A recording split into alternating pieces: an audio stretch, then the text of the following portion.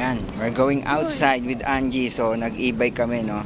It's already 4 a.m. in the morning. Gising pa rin si Angie din. So nakagising na kasi ito pag natulog kasi ito ng maaga. Tapos maaga rin nagising. Ang hirap ng patulogin. So ayan, nag-e-bike kami. Punta kami ng 7-Eleven. Sana hindi siya masyado magturo kasi wala tayong cash na paper, puro coins. So mahirap magbilang. Matagal, nakakaya. Ayan. Hi, say hi, say hi. Hi. Hi. Bye-bye. Bye-bye, bye-bye. Moon.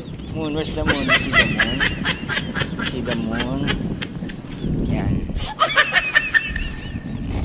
Ayan, makadadi kasi sama na sama sa akin yan. Bola lang yan.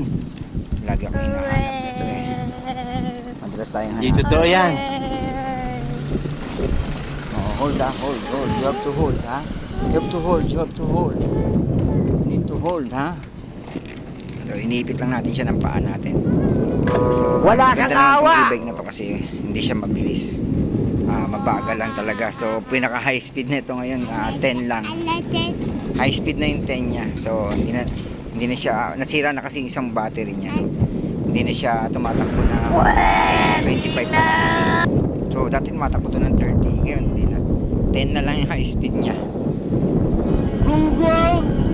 Barinig kita sa mukha eh! Hey na, say hi. Lapit kita sa problema. Hi, baby.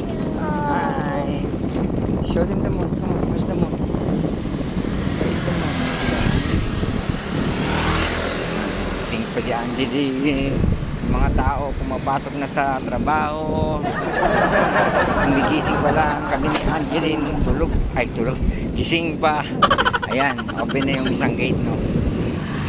Open na isang gate ng De La Costa. So, yung kabila, pag medyo ano pa, isa lang nakabukas dyan.